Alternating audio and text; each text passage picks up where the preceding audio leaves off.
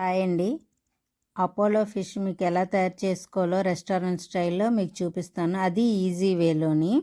మన ఇంటికి గెస్ట్లు వచ్చేటప్పుడు ఇది ప్రిపేర్ చేసి పెట్టండి, చాలా గ్రాండ్గా ఉంటుంది. నేను 1/2 కిలో ఫిష్ తీసుకున్నాను.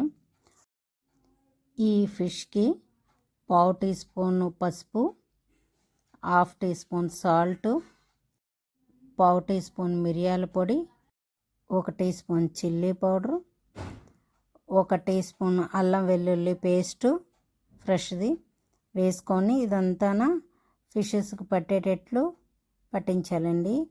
చికెన్ లాగా మెత్తగా పిసికేయొద్దండి, జస్ట్ అలాగన ఆ పేస్ట్ అంతా ఫిషెస్ పట్టేటట్టు చూసుకోండి. ఒక 1/2 చెక్క నిమ్మకాయ తీసుకొని ఇలా పిండేసి అది కూడా ఈ ఫిషెస్కి పట్టించండి. మీ దగ్గర నిమ్మకాయ అవైలబుల్గా లేకపోతే వెనిగర్ అయినా యూజ్ చేయొచ్చండి. ఇలా పట్టించిన తర్వాత నెక్స్ట్ ఒక ఎగ్ తీసుకొని బాగా బీట్ చేసి ఆ లిక్విడ్ హాఫే వేయండి, ఫుల్గా వేయొద్దు. ఎందుకంటే మనం 1/2 kg ఫిష్ తీసుకున్నాం కనుక ఫుల్ ఎగ్ వేస్తే జ్యూసీగా అయిపోతుంది, లిక్విడ్లా అయిపోతుంది బ్యాటరు, కనుక హాఫే వేయండి. ఇది కూడా బాగా ఫిషెస్కి పట్టించండి, బాగా ప్రెస్ చేసేయొద్దు, జస్ట్ వాటికి పట్టిస్తే సరిపోతుంది. నెక్స్ట్ ఒక 2 టేబుల్ స్పూను కార్న్ఫ్లోర్ వేసుకోండి, 1 టేబుల్ స్పూను మైదా వేసుకోండి. ఇది కూడా ఆ ఫిషెస్కి జాగ్రత్తగా నెమ్మదిగా పట్టించండి. ఈ ఫిషెస్ బ్యాటర్ మొత్తం మనం చికెన్ లాగా మ్యారినేట్ చేసి పక్కన ఉంచక్కర్లేదండి, డైరెక్ట్గా ప్రాసెస్ స్టార్ట్ చేసేయచ్చు. డీప్ ఫ్రైకి ఆయిల్ పెట్టుకొని మరీ హై హీట్లో కాకుండా లోలో కాకుండా మీడియంలో ఫ్రై చేసుకోండి.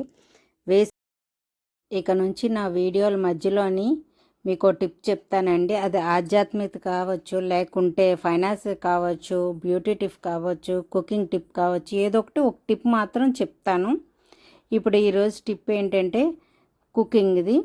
మీరు ఎప్పుడైనా పప్పులు అంటే టమాటీ పప్పు ఇలాంటి పప్పులు వండుకున్నా, లేకపోతే బంగాళదుంప వండుకున్నా అందులోని సాల్ట్ కొంచెం ఎక్కువగా పడుతుంది. మిగిలిన ఫుడ్ ఐటమ్స్ ఏవైనా వండుకుంటే మీడియంగా వేసుకోవచ్చు సాల్ట్. ఈ 2 ఐటమ్స్కి మాత్రం కొంచెం సాల్ట్ ఎక్కువగా పడుతుంది, అది చూసుకుంటూ మీరు కుక్ చేసుకోవచ్చు.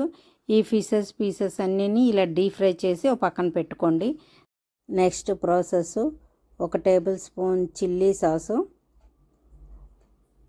2 table spoon tomato sauce, sweet అయినా హాట్ అయినా ఏదైనా పర్వాలేదు, 2 టేబుల్ స్పూన్ వేసుకోవాలి. తర్వాత 1 table spoon soya sauce. Vinegar వేయక్కర్లేదు, ఎందుకంటే మనం ఫిష్లోని నిమ్మకాయ పిండాం కనుక వెనిగర్ వేయక్కర్లేదు. ఈ మూడింటిని ఇలా కలిపి థిక్ లిక్విడ్లా తయారు చేసుకొని ఓ సైడ్ని పెట్టుకోండి. నెక్స్ట్ ప్రాసెస్ కడాయి పెట్టుకొని 1 టేబుల్ స్పూన్ ఆయిల్ వేసుకొని ఫిషెస్ డీప్ ఫ్రై చేసాం కదండి, ఆయిల్ నేను వేస్తున్నాను. అల్లం వెల్లుల్లి ఒక్కొక్క టేబుల్ స్పూన్ సరిపోయేటంతలాగా చిన్న పీసెస్ కట్ చేసి వేసుకోవాలి. ఫిష్ అంటే ఏమీ కాదండి, అదొక జాతి ఫిష్ కాదు. ఏ ఫిష్కైనా ముళ్ళులు తీసేస్తే ఓన్లీ పీసెస్ ఉంచితే దాన్నే అపోలో ఫిష్ అంటారండి. అదో రకం జాతిగా మాత్రం కాదు. నేను ఫస్ట్లో అలానే అనుకున్నాను, మనం సొర్రా బొచ్చు ఇలాగా అదొక రకం అపోలో ఫిష్ అనుకున్నాను. ఏం కాదండి, ఏ ఫిష్కైనా ముళ్ళులు తీసేసి మధ్యలోని బోన్ తీసేస్తే అదే అపోలో ఫిష్ అండి. ఇప్పుడు 4 పచ్చిమిరపకాయలు కట్ చేసి నేను చూపించే విధంగా వేసి కొంచెం బ్రౌనిష్ వచ్చే వరకు వేయించుకోవాలి. ప్రిపేర్ చేసి పెట్టుకున్న లిక్విడ్ ఇందులో వేసేయాలి. తర్వాత కొంచెం వాటర్, చూడండి నేను చూపిస్తున్నాను, అదే బౌల్లోని కొంచెం వాటర్ వేసి ఆ వాటర్ కూడా అందులో వేసేయండి. ఎందుకంటే అది కొంచెం జ్యూసీగా ఉండాలి, పీసెస్కి సరిపోయేటట్లు. ఒక 5 మినిట్స్ మరిగిస్తే సరిపోతుంది, బబుల్స్ వస్తే సరిపోతుంది.